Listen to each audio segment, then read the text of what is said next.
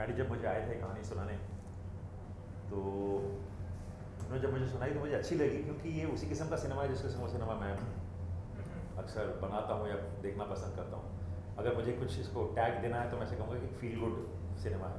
आप जब फिल्म देख लेंगे तो आपको लगेगा कि आपको बहुत इंस्पायर करेगा, मोटिवेट करेगा, और आप बड़ा थोड़ा हंसता थोड़ा रोते हुए निकलेंगे इस थिएटर से। तो it's a feel good film. देखिए, मेरे लिए ये बहुत ही एक इम्पॉर्टेंट फिल्म इसलिए है क्योंकि अभी तक मैं जितने भी रोल्स करता रहा हूँ हिंदी फिल्मों में, वो एक लवर बॉय का सॉफ्ट सा एक सभ्यता से भरपूर, क्या कहते हैं उसको, उस टाइप का रोल्स रहे हैं। और ऐसा खड़ूस वाला रोल मैंने कभी नहीं किया, हालांकि साउथ में मैंने किया था। तो मुझे एक मौका चाहिए था हिंदी में भी ऐसी कोई फिल्म करने के लिए। रहना है तेरे दिल में के बाद मैंने ऐसी कोई फिल्म नहीं की, तो जब ये मौका मिला तो मैंने उसको दोनों हाथों से जकड़ लिया। ये दो लोगों के बारे में ये फिल्म है। ये समझना बहुत ज़रूरी है कि बहुत लोग पूछते हैं कि चकदे से क्या अलग होगी, इससे क्या अलग होगी, उससे अलग। मैं आपको बता दूं कि ये दो लोगों के बारे में फिल्म है। दो लोग जो अपने माहौल से जो हैं इतने अलग हैं जिसमें वो पनपते हैं कि लोग उनसे नफरत करते हैं। वो चाहे वो मेरा कैरेक्टर हो जो कि एक बॉक्सिंग कोच है, जो कभी लाइफ में उस मुकाम तक नहीं पहुंच पाया जिसके वो लायक था पॉलिटिक्स की वजह से और उसकी खुद की एटीट्यूड की वजह से, जहाँ पे वो गुस्से वाला है, वो बदतमीज़ है, बेहुदा है, दिल की बात मुंहफट है, बोल भी देता है। और ठीक इसी की तरह एक और लड़की है चेन्नई में जो एक मछली वाली है, और वैसे ही उसी माहौल में उससे लोग हेट करते हैं क्योंकि वो भी मुंहफट है, बेहुदा पंक्ति की हद होती है, लेकिन वही करती है जो उसे ठीक लगता है। और कैसे ये दो लोग मिलकर उस मुकाम तक पहुँचते हैं जहाँ तक शायद किस्मत ने इनके लिए लिखा था, और बॉक्सिंग के द्वारा ये उसे हासिल करते हैं। ये इस फिल्म की कहानी है।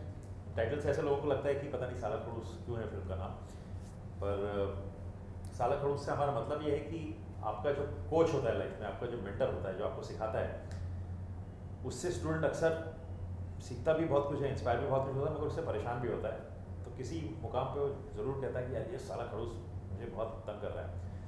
तो फिल्म में जो यादी तोमर नाम के कैरेक्टर का रोल कर रहे हैं, और जो लड़की है वो इसे उन्हें अक्सर साला खड़ूस कहती है, पर साला खड़ूस सिखाता भी है और आप उसके बिना रह भी नहीं सकते। बॉक्सिंग एक बैकग्राउंड है इस फिल्म के लिए। ये बॉक्सिंग के बारे में भी है, पर ये दो लोगों के रिश्ते के बारे में भी है। और जैसे सर कह रहे थे, ये एक फील गुड फिल्म है। मुझे लगता है कि इससे कमर्शियल फिल्म मतलब शायद ही मैंने कभी किया होगा। नहीं, मैं तो लेके गया था उनके पास, पर इसे लिखा और परखा है हमारी फिल्म की डायरेक्टर सुधा ने।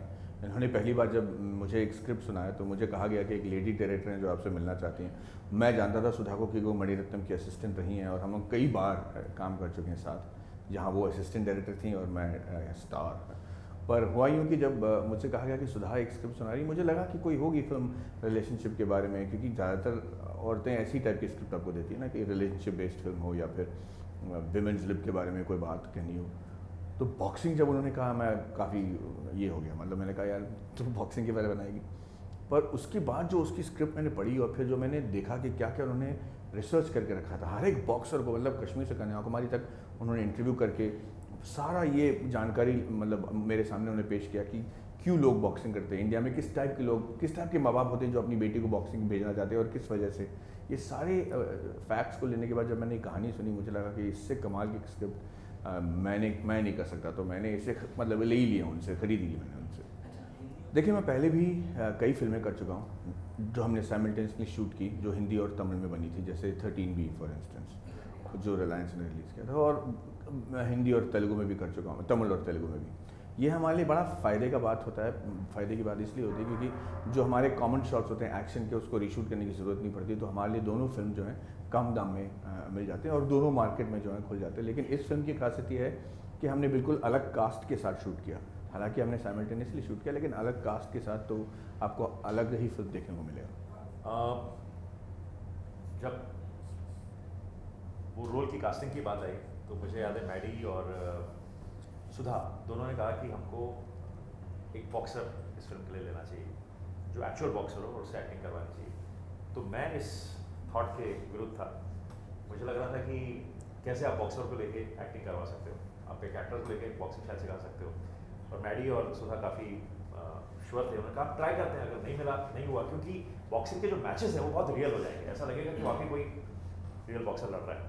तो इन्होंने खोज शुरू की बॉक्सर की, और finally they found, they met many people फिर उन्होंने रितिका मिली और उन्होंने मुझे ऑडिशन करके भेजा, और जैसे ही मैंने ऑडिशन देखा, वो ऑडिशन देखते ही लगा कि शी इज़ जस्ट परफेक्ट। तो मैं ऋतिक, लोग तो मुझे कह रहे हैं आप रितिका के खिलाफ थे, मैंने कहा मैं रितिका के खिलाफ नहीं था, मैं इस थॉट के खिलाफ था कि how can you take a boxer, but Ritika once you meet she is the most lovable person you bump into. दिक्कत इस बात की थी कि मुझे 2 साल लग गए इसे करने के लिए, और दिक्कत इस बात की थी कि मुझे सारे पैसों को जो आ रहे थे, जो मेरे एड फिल्म्स हैं और जो मेरे अपीयरेंसेस थे, उनको मना करना पड़ा, क्योंकि मैं सिर्फ इस चीज़ पर फोकस करना था।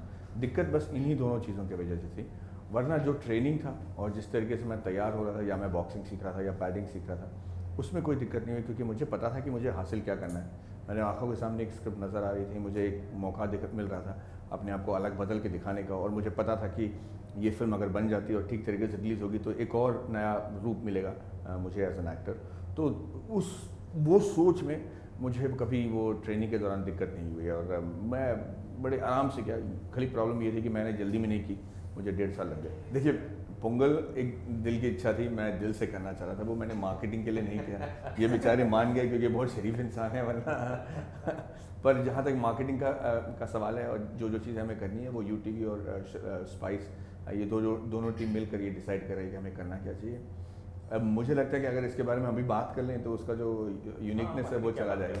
तो मुझे खुद एक्चुअली पता भी नहीं है मैं, तो खाली ये है कि उन्होंने कहा कि 24 घंटे नहीं 48 घंटे दिन की आप हमें दे के रखिए, तो वो हमने दे दिया है।